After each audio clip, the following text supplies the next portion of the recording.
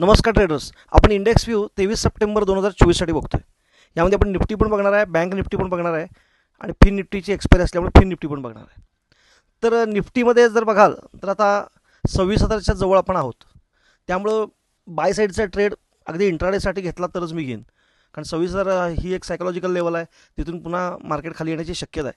26,000च्या आसपास जवळ वर ओपन झाला आणि तिथं एखादी मला रिव्हर्सल कॅन्डल दिसली म्हणजे उद्याची माझी स्ट्रॅटेजी तशी एकदम क्लिअर आहे की 15 मिनिटाची पहिली कॅन्डल जर एकदम बुलिश झाली आणि त्याचा हाय क्रॉस करून 5 मिनिटाची कॅन्डल त्याच्यावर सस्टेन झाली तरच मी बाय साईडला जाईन, नाही तर जाणार नाही.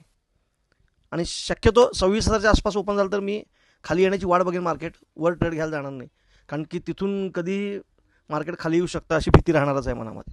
मी साधारण कुठल्या लेवलला मार्केट यायची वाट बघेन, तर पहिली लेवल जी आहे ती म्हणजे 25,897 ह्याच्या जवळपास.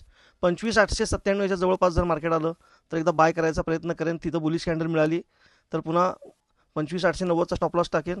25,800 म्हणजे 900च्या आसपास बाय करेन आणि 10-20 पॉईंटचा स्टॉप लॉस टाकून तिथनं पुन्हा माझी टार्गेट 950 ते 970पर्यंत असू शकतात. त्याच्यानंतर जर समजा इथं आला खाली 25,880च्या जवळ, तर 25,880 जवळ सुद्धा मी एकदा बाय करण्याचा प्रयत्न करेन. तिथं बुलिश कॅन्डल व्हायला पाहिजे एखादी, त्याचा लोचा स्टॉप लॉस टाकणार, 1-2चं टार्गेट घ्यायचा प्रयत्न करणार आणि 25,840 ही माझी लास्ट लेवल असेल जिथं मी कॉल घेण्याचा प्रयत्न करेन. 25,840 जर तुटला तर मी पुट साईडला विचार करणार. 25,800 तुटल्या नाही, एकदा मार्केट खाली जाईल आणि पुन्हा 25,840च्या जवळपास येईल त्यावेळेला म्हणजे सस्टेन व्हायला पाहिजे. एक 5-10 मिनटं साधारण एक 3-4 कॅन्डल 5-5 मिनटाच्या खाली व्हायला पाहिजेत आणि पुन्हा जेव्हा मार्केट आपल्याला रिव्हर्स देईल आणि तिथून एखादी बेरिश कॅन्डल मिळेल, त्या बेरिश कॅन्डलला मी एंट्री करेन.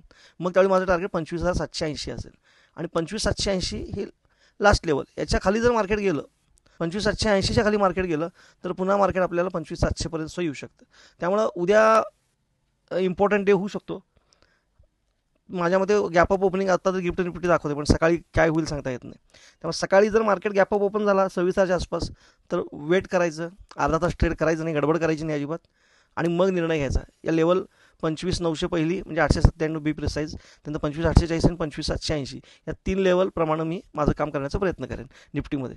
आणि शक्यतो जर यामध्ये गोंधळ वाटत असेल तर मी ट्रेड न करणं सुद्धा पसंत करेन. बँक निफ्टीमध्ये सगळ्यात आत्ता जी महत्त्वाची लेवल मला दिसते ती म्हणजे 53,970. तर 53,970च्या आसपास जर हा इंडेक्स आला पुन्हा एकदा बँक निफ्टीचा तर मी तिथे एकदा बाय करण्याचा प्रयत्न करेन. म्हणजे 53,970 एक्झॅक्ट नाही, अगदी 54,000 आला तर 53,890चा स्टॉप लॉस टाकणार आणि 54,000 ते 53,970 दरम्यान कुठेही आला तर मी बँक निफ्टी बाय करणार आणि मग मी 1-2चं टार्गेट घ्यायचा प्रयत्न करणार. मी इथं दाखवलेलं आहे बघा, 54,143 माझं टार्गेट असेल. म्हणजे इथंपर्यंत मी 54,143पर्यंत ते कॅरी करणार. एक तर स्टॉप लॉस देणार 53,890चा किंवा टार्गेट घेणार 54,143. आता मार्केट वर ओपन झालं 54,200 54,300 तर मी पुन्हा मग मार्केट 53,970 ते 54,000च्या आसपास येण्याची वाट बघणार आणि तिथंच बाय करणार. अन्यथा मी उद्या ट्रेड बँक निफ्टीमध्ये घेणार नाही. पुढचा ट्रेड तर बँक निफ्टीमध्ये सध्या घ्यायच्या प्रयत्नात मी पडणार नाही. फिन निफ्टीची उद्या एक्सपायरी असल्यामुळं मला जे इम्पॉर्टंट लेवल दिसतं त्यामध्ये 24,900. जोपर्यंत 24,900 इंटॅक्ट आहे, त्याच्यावर मार्केट टिकून आहे, तोपर्यंत मी फिन निफ्टीमध्ये पुट साईडचा ट्रेड घेणारच नाही. आणि वरचं आपलं टार्गेट जे आहे ते 25,277 आहे. इथं मी लाईन मारले बघा 25,277ला. तर 25,277पर्यंत मार्केट वर फिन निफ्टीचं जाऊ शकतं. म्हणजे उद्या जर खऱ्या अर्थानं ट्रेडेबल इंडेक्स कुठला असेल निफ्टी बँक निफ्टीमधला, बँक निफ्टी आणि फिन निफ्टीमधला, तर मला फिन निफ्टी हा वाटतोय, कारण फिन निफ्टीच्या लेवल तशा क्लिअर आहेत. तर 24,700ला सपोर्ट आहे क्लिअर कट. 24,700 जोपर्यंत तुटत नाही तोपर्यंत पुट साईडला जाण्याचा विचारच मी करणार नाही.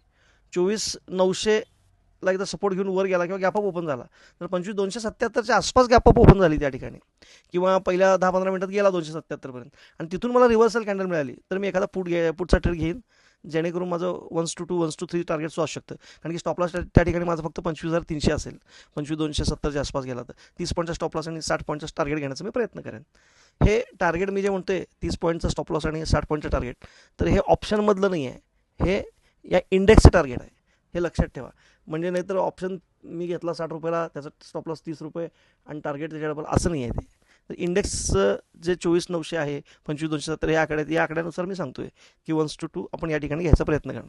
त्यामुळे बँक निफ्टी आणि फिन निफ्टीमध्ये पुट साईडचा ट्रेड घ्यायच्या प्रयत्नात आत्ता तरी काही मी पडणार नाही लगेच. पण उद्या प्राईस ॲक्शन जर मला तशी मिळाली फिन निफ्टीमध्ये विशेषतः 25,277च्या आसपास, तर 25,277 आसपास बेरिश कॅन्डल मिळाली, रिजेक्शन दिसलं, तर त्या ठिकाणी नक्की मी पुटचा ट्रेड घेण्याचा प्रयत्न करेन, पण स्टॉप लॉस मात्र माझा असणारच आहे त्याच्यामध्ये. स्टॉप लॉस लावल्याशिवाय मी कधी काम करत नाही आणि कुणीही करू नये. स्टॉप लॉस मस्ट आहे. त्यामुळं 24,900 ही लेवल इम्पॉर्टंट आहे आणि त्याच्या सगळ्यात महत्त्वाची लेवल 24,700 फिन निफ्टीमध्ये. अजून एक सूचना, मी सेबी रजिस्टर्ड ॲनालिस्ट नाही. मी हा व्हिडिओ फक्त एज्युकेशनल पर्पजसाठी बनवलेला आहे. जर हा व्हिडिओ बघून आपण एखादा ट्रेड घेतला आणि आपल्याला फायदा किंवा नुकसान झाले तर त्याला मी किंवा माझं चॅनल अजिबात जबाबदार असणार नाही. आपण आपल्या जबाबदारीवर ट्रेड करावा किंवा आपल्या फायनान्शियल कन्सल्टंटशी संपर्क साधून मग ट्रेड करावा ही नम्र विनंती. धन्यवाद.